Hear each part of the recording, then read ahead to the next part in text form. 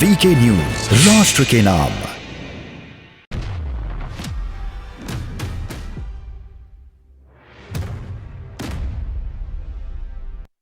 आपका स्वागत है। सवाल देश का है में आज बात हो रही है कि क्या आज संविधान दिवस के मौके पर सारे विपक्ष ने संसद के कार्यक्रम का बहिष्कार कर संविधान और बाबा साहेब आंबेडकर का अपमान किया है, जैसे कि भारतीय जनता पार्टी आरोप लगा रही। इसी पर चर्चा के लिए हमारे साथ तमाम मेहमान बने हुए हैं। लखपत बुटेला साहब है कांग्रेस से, मनीष कथुरिया भारतीय जनता पार्टी से, संजय सरकार साहब है टीएमसी से और प्रोफेसर एन.के. चौधरी साहब है राजनीतिक विश्लेषक, साथ ही साथ संजय राय साहब है।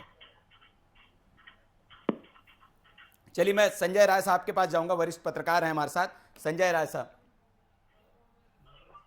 चलिए मैं बाकी मेहमानों के पास जाऊं, उससे पहले संजय सरकार साहब टीएमसी से, उन पर बहुत गंभीर आरोप लगाए, कांग्रेस पर भी चौधरी साहब ने और सरकार साहब पर भी। सरकार साहब बताइए, आप कुछ जवाब देना चाह रहे थे और आपने कहा था कि उतना ही वक्त दे, बोलिए लेकिन तथ्यात्मक जवाब दीजिएगा।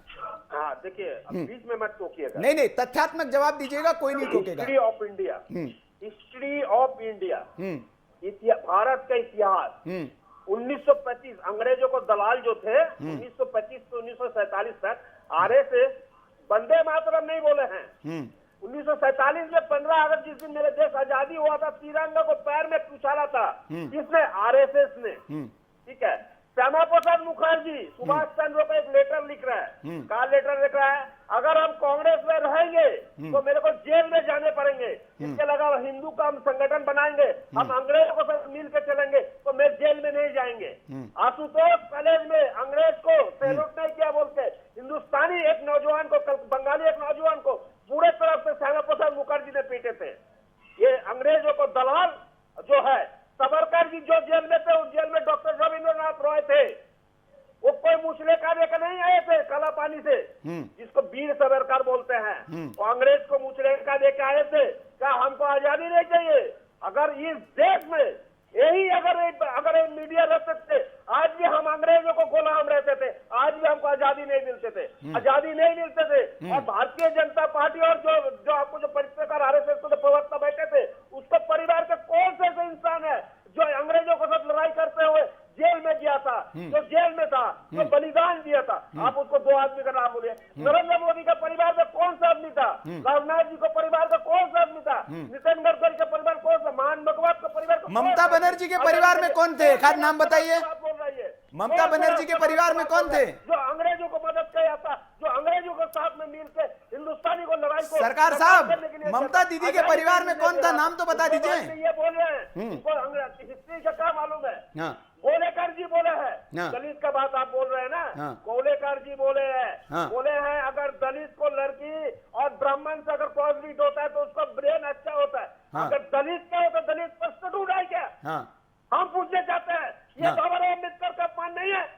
ये बाबा राव अम्बेडकर का अपमान नहीं है? हाथरस में जो बेटी को गैंगरेप करके जलाया गया था और पुलिस लेकर उसको लाश उसके परिवार को नहीं दिया जाता, वो लोकतंत्र के लिए और संविधान के खिलाफ नहीं है?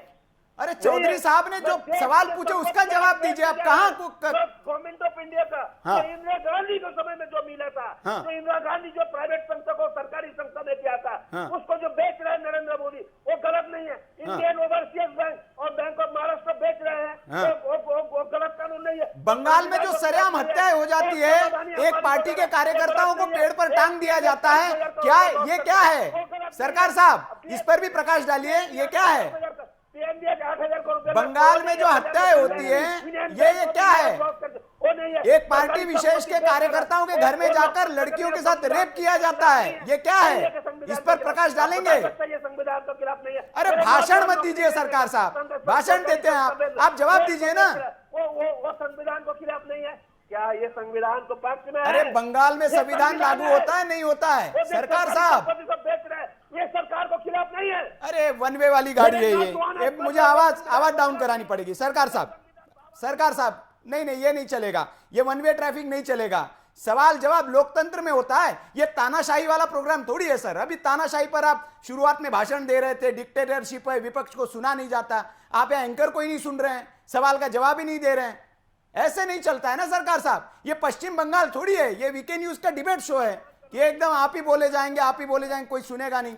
ऐसे नहीं चलेगा सरकार साहब, सवाल का जवाब दीजिए। आप उसको 10 मिनट बोलने के लिए सर, तथ्यों पे बोलिए, तथ्यों पे बोलिए, इधर उधर की बात मत करिए, मेरे सवाल का जवाब दीजिए।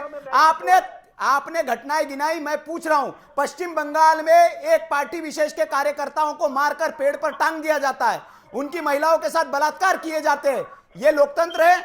बताइए, पश्चिम बंगाल की घटनाओं पर क्या बोलेंगे आप? कोर्ट ने आपको फटकार लगाई है इसके लिए, आप चुप हो जाते हैं। त्रिपुरा पर आप झंडा उठा लेंगे और बंगाल की हत्याओं पर चुप्पी साध लेंगे। ये डबल स्टैंडर्ड नहीं चलेगा सरकार साहब। ये कौन सा संविधान है? बंगाल में संविधान लागू होता है, नहीं होता है? आप संविधान आप मेरे को बोलेंगे, आप मेरे को संविधान आपको सुनने पड़ेंगे, वो संविधान हम नहीं पढ़ते हैं जो बाबा अम्बेडकर का। अरे सरकार साहब, चीखने से सच्चाई थोड़ी बदल जाती है। चलिए मैं आ रहा हूं आपके पास। राय साहब बहुत लंबे वक्त से हमारे साथ हैं और उन्होंने कुछ बोला नहीं। राय साहब, आपने सुनी होगी सारी बहस, क्या ये लोकतंत्र पर जो बहस हो रही, संविधान पर जो बहस हो रही है, कहा जा रहा है, और भारतीय जनता पार्टी ने जिस तरह के आरोप लगा रहे कि आज संविधान का भी अपमान हुआ है, डॉक्टर बाबा साहेब अम्बेडकर का भी अपमान हुआ है, मैं टिप्पणी जानना चाहूंगा आपकी। जी बिल्कुल हुआ है। जिस तरीके से हमारे संविधान विशेषज्ञ चौधरी साहब शुरू में बात किए, वो कुछ तो ठीक किया, लेकिन बाद में वो भी उखड़ने लगे। मैं एक ही चीज कहना चाहूंगा कि और वे उखड़ के डिबेट से बाहर चले गए। काश वो सुनते, हम लोगों को देखते तो ज्यादा बेहतर होता। और मुझे, क्योंकि हम लोग एक एक्सपर्ट की हैसियत से उनको, बुजुर्ग थे, उनको रखा गया था, उनके एक्सपीरियंसेस थे, खैर जो भी है।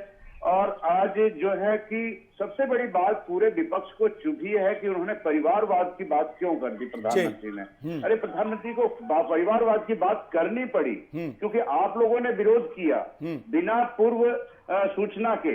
फिर आपके कांग्रेस के और कुछ कार्यकर्ता जो कि जिनके सांसद हैं, विपक्ष के नेता भी हैं, वे लोग बाहर उन्होंने धरने प्रदर्शन भी, धरने पर बैठ भी गए वो लोग कि हम विरोध करते हैं। लेकिन कोई मुद्दा तो होता कि आज वो कम से कम उनको इस दिन शामिल होकर के वहां पर सभी लोग आ जाते, कोई बात होती, फिर बहिर्गमन करते तो बात होती, अलग बात होती कि हाँ भाई हम लोग शामिल हुए थे। आए ही नहीं।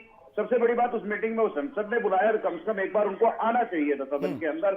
आने के बाद वो बहिर्गमन करते तो बात अलग थी, वो उसका अलग संदेश जाता। लेकिन उन्होंने क्या किया कि आए नहीं, वो एक गलत संदेश चला गया। दूसरी चीज थी कि हम लोगों ने बात की, बड़ी अच्छी बात की, लेकिन प्रधानमंत्री ने कुछ बातों को नहीं कहा जिसमें कि उन्होंने विकास पे, रोजगार पे, उद्योगीकरण पे, उन सब पर भी संविधान के अंदर व्याख्याएं की गई हैं, चीजें कही गई हैं और ह्यूमन राइट्स के ऊपर भी की गई हैं और बहुत सारी चीजें थी जिनका उन्होंने जिक्र कम किया। सीधे वो परिवारवाद पर लेकर के और कटाक्ष पर चले गए, जिसको हम लोगों ने और देख रहे हैं कि इस चीज पर भी कल सभी समाचार पत्रों में और सभी जगह, सभी डिबेट्स में इन सब चीजों की चर्चाएं होंगी।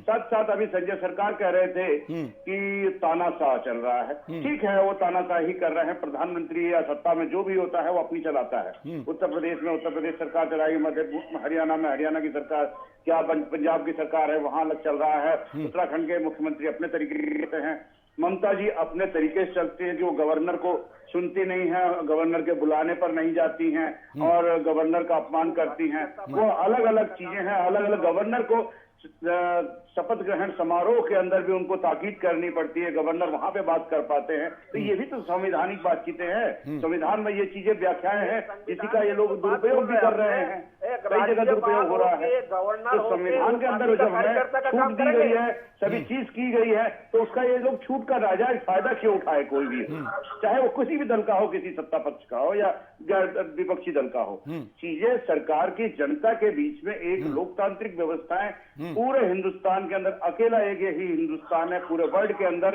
कि जो सबकी बातें सुनता है, कहता है, करता है और सबके लिए उसके अंदर अधिकारों की बातें हैं, रखी गई हैं। और आज संविधान दिवस का अम्बेडकर जी ने इस चीज को किया और संविधान दिवस में अकेला अम्बेडकर जी नहीं थे, सैकड़ों लोग इकट्ठे थे, हर जाति वर्ग के लोग थे और हर दल के लोग थे उस वक्त के, अच्छे प्रबुद्ध लोग थे। हरियाणा के भी थे, उत्तर प्रदेश के भी थे, बिहार के भी थे, हर राज्यों के लोग थे। उन सबको याद किया जाना चाहिए था आज कि संविधान दिवस है। और उन लोगों को, जो लोग नहीं हैं, उनको श्रद्धांजलि दी जाती, उन लोगों को याद किया था, जो लोग हैं उनका सम्मान किया जाता। ये दिवस आज मनाए जाने की थी, संसद ने ये परंपरा शुरू की है, इसका स्वागत करना चाहिए था, लेकिन विपक्ष ने इसको स्वागत नहीं किया और वो दूसरे तरीके से उन्होंने इसका विरोध किया, वो चीज थोड़ी सी नहीं पच रही है बात। और अभी इन सब चीजों को लेकर के अब संजय सरकार जी भी अपनी बात कर रहे थे। ठीक है, उनकी भी अगर है अपनी पहुंचने की राजनीतिक चीजें हैं तो राजनीतिक महत्वाकांक्षाएं होती हैं, सबकी होती हैं। अलग आगे चीज है कि आप एंकर को भी डांट दोगे, सबको डांट दोगे तो शायद आपको टीवी डिबेट्स पे ज्यादा जाने दिया जाएगा या फिर वहां पर किया जाएगा। ये चीज भी थोड़ी सी अच्छी चीज नहीं है। और हमारे चौधरी साहब चले गए, वो भी एंकर को डांटने लगे। अरे इतनी अच्छी डिबेट की जा रही, शांति से सुन रहे हैं। कांग्रेस के प्रवक्ता महोदय देखिए सबसे पहले बोले, लेकिन अब तक शांति से सुन रहे हैं। बीजेपी के प्रवक्ता अच्छी तरीके से सुन रहे हैं, क्योंकि उनको भी बात कहने का मौका दिया। मैं भी सुन रहा हूँ और आगे भी सुनूंगा।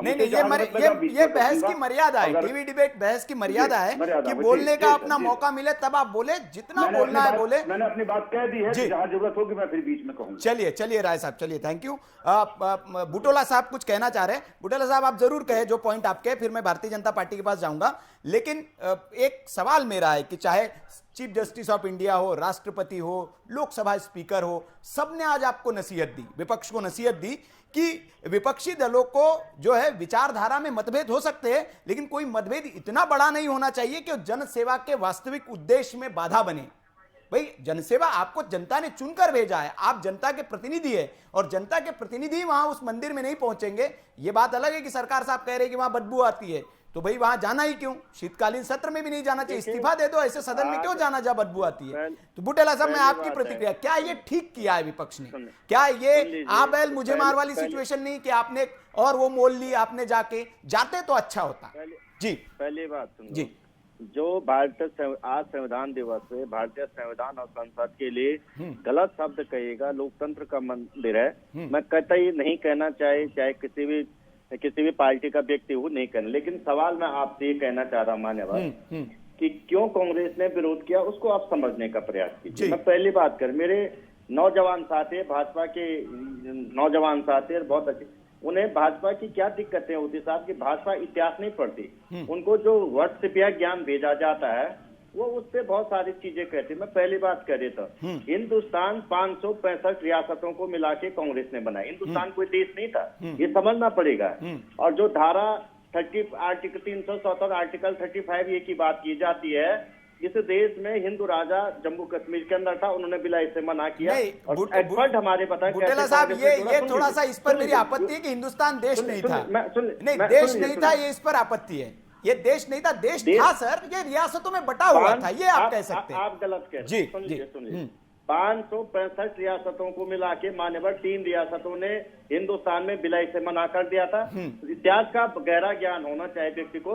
और 565 रियासतों को मिला के हिंदुस्तान एक देश समृद्ध देश बनाए, पहली बात है जो संविधान की। दूसरी बात है, प्रधानमंत्री जी ने अच्छा होता कि हम जब ये कहते हैं कि नेहरू पटेल तो बहुत अच्छा काम करते थे, लेकिन नेहरू जी ने काम नहीं किया।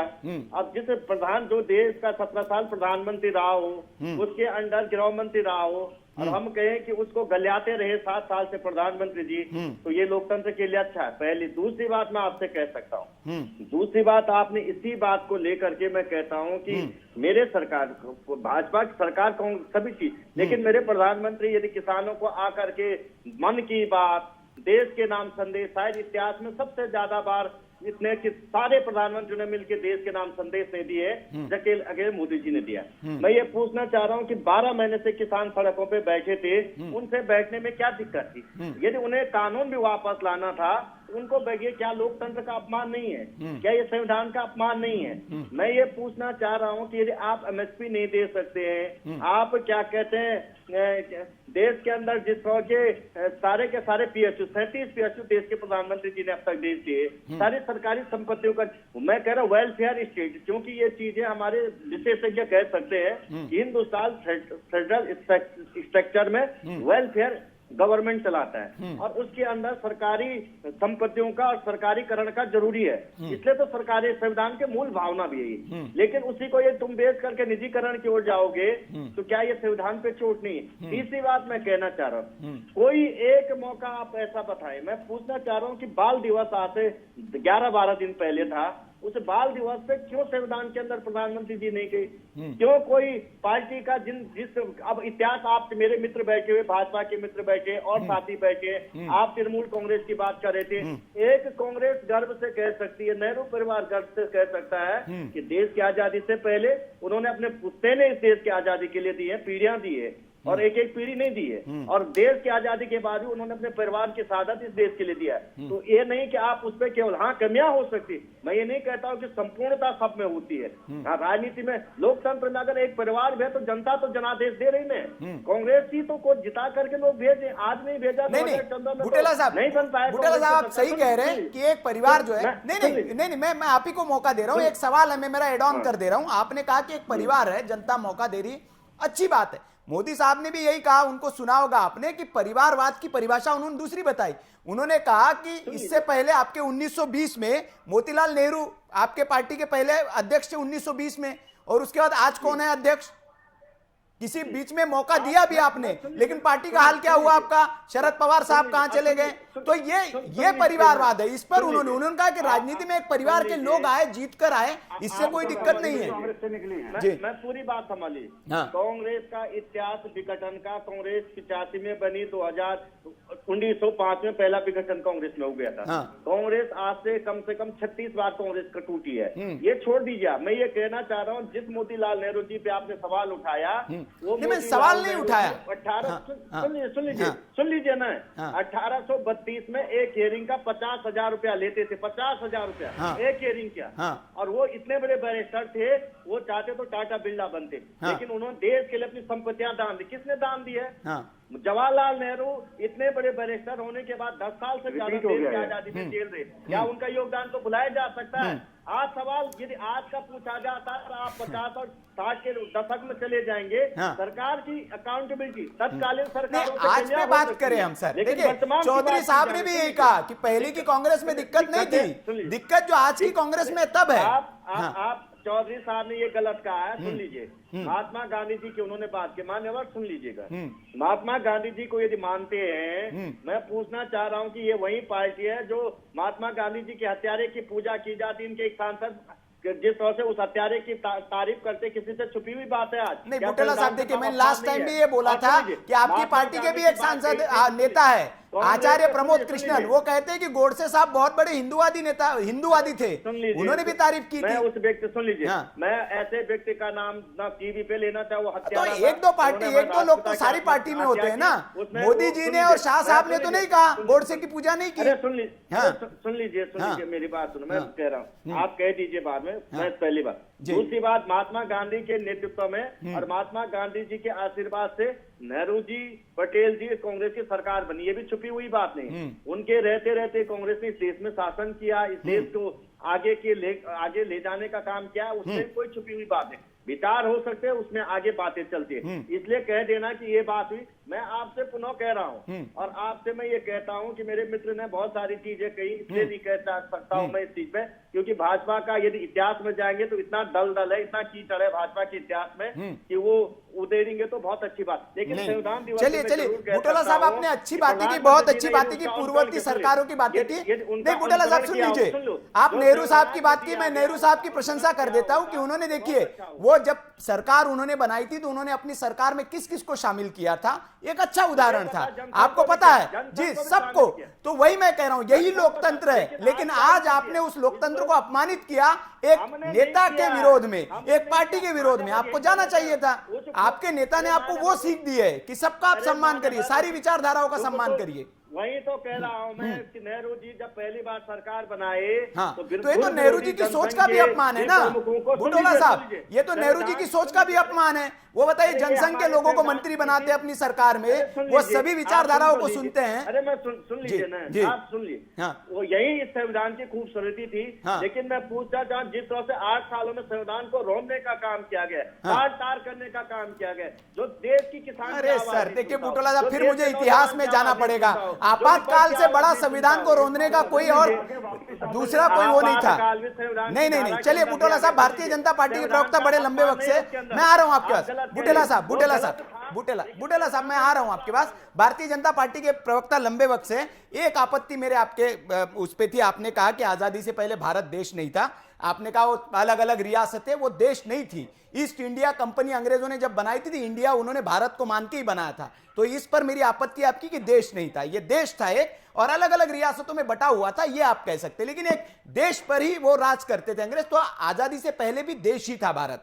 चलिए, मैं भारतीय जनता पार्टी के प्रवक्ता के पास जाना चाहूंगा। वो लंबे आपसे कई आरोप आपके ऊपर है, आप सबका जवाब दीजिएगा, लेकिन एक सवाल मेरा ये भी है कि देखिए 2014 के बाद से वाकई में सवालों के घेरे में आप पर आरोप लगता है कि सीबीआई, ईडी, चाहे ममता दीदी हो बंगाल से, कि आपने संवैधानिक संस्थाओं का दुरुपयोग किया है, आपने इसीलिए आप पर सवाल उठाया जाता है।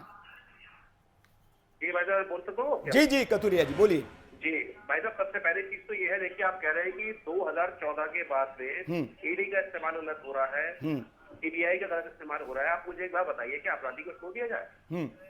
अपराधी के ऊपर अपराध कर रहा है, हाँ, तो क्या उसको सजा नहीं मिलनी चाहिए? अगर उसकी जांच हो रही है, सीबीआई जो है एक जितनी भी हमारे यहाँ संस्थाएं हैं उसके अंदर सबसे ऊपर उसको दिया जाता है, सर्वोपरि माना जाता है उसकी जांच को जो है। उसके बाद आप सीबीआई पे आरोप लगा दीजिए कि सीबीआई जो है वो भारतीय जनता पार्टी के साथ चल रही है, सबसे बड़ी बात गलत है। अभी मैं पहले आपके 2-3 सवालों का जवाब दे दूं। अभी हमारे टीएमसी के प्रवक्ता थे, उन्होंने कहा था मंदिर का पुजारी अगर गलत हो तो मंदिर में नहीं जाना चाहिए। पहले चीज भाई साहब, मंदिर का पुजारी गलत होगा तो मंदिर के पुजारी साहब की नाराजगी है, भगवान से कोई नाराजगी है। तो संविधान का अपमान आप क्यों कर रहे हैं? आप जाते हो उस मंदिर में, जाने के बाद पुजारी साहब को आपत्ति थी, प्रधानमंत्री साहब को आपत्ति थी, आप जाते हो तो मंदिर में जाने को किसने मना करा आपसे? क्या मंदिर में जाने की कोई आपत्ति नहीं है कि बदबू आ रही है उस मंदिर के अंदर? उसी मंदिर में जाने के बाद वहां से तनख्वाहें मिलती हैं जब आपके पास में, तो आप फटाफट ले लेते हैं। बाकी सारी योजनाएं मिलती हैं वो आप ले लेते हैं, कितनी सुविधाएं होती है वो आप ले लेते हैं, मतलब उस मंदिर में जाने में आपको आपत्ति है। दूसरी बात, अभी भाई साहब ने एक बात कही, हमारे कांग्रेस के प्रवक्ता ने कहा कि अभी इतिहास नहीं पढ़ते, इतिहास के विषय में पूरी जानकारी है। 565 रियासतें जो मिलाने का काम किया था वो नेहरू जी ने नहीं किया था, वो किया था सरदार पटेल जी ने, और सरदार पटेल जी की वजह से ये सारी रियासत मर्ज हुई।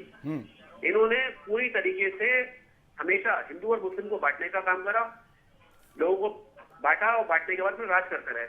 परिवारवाद के अंदर पहले नेहरू जी प्रधानमंत्री रहे, फिर इंदिरा जी प्रधानमंत्री रही, राजीव गांधी रहे, फिर उसके बाद सोनिया गांधी जी को बनाने का प्रयास किया गया, वो नहीं बन पाई, उनकी जगह मनमोहन सिंह जी को बना दिया गया, मगर रिमोट कंट्रोल सोनिया जी के पास था।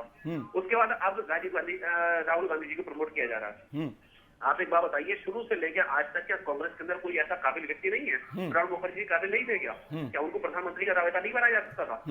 ऐसे बहुत से नेता रहे हैं जिनके अंदर कांग्रेस उनको बढ़ा सकती थी। कांग्रेस ने फुल तरीके से काम करा है। और आजादी के अंदर नेहरू जी का क्या योगदान रहा?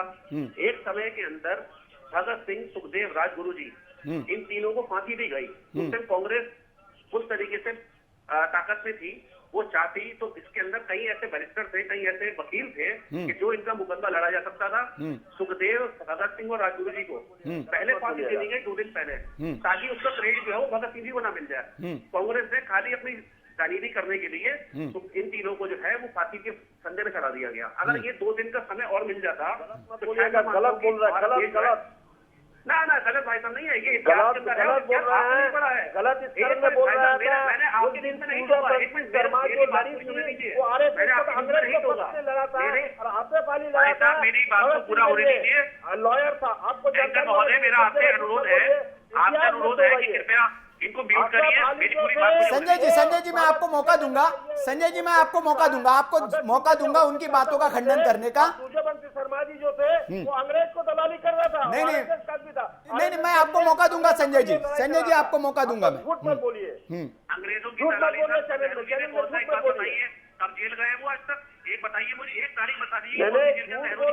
मान रहे अंकर जी, आप कह रहे हैं नहीं, मैं आपको मौका दूंगा संजय साहब, उनको बोलने दीजिए, वो कह रहे हैं। सूर्यवंशी जी शर्मा जी जो थे कौन सा, वो आरएसएस का आदमी था, अंग्रेजों का पक्ष में, उसका मतलब भगत सरकार आरएसएस तो राजनीतिक संगठन है ही नहीं कर रहा था। और आशा वाली जो परिवार पर उंगली उठाने से पहले शासन आई है। नहीं, एक मैं आपके पॉइंट का भी जवाब दूंगा, मैं आपके पॉइंट पे भी आऊंगा। पहले कथुरिया साहब को पूरा कर लेने दीजिए, मैं आपके पास आ रहा हूं सरकार साहब। हाँ, आ रहा हूं आपके पास। राजनीतिक बयानबाजी जब करते हैं तो आप भी सारा का सारा शुद्ध सच नहीं बोलते हैं, आरोप प्रत्यारोप में सब होता है, आपको पता है।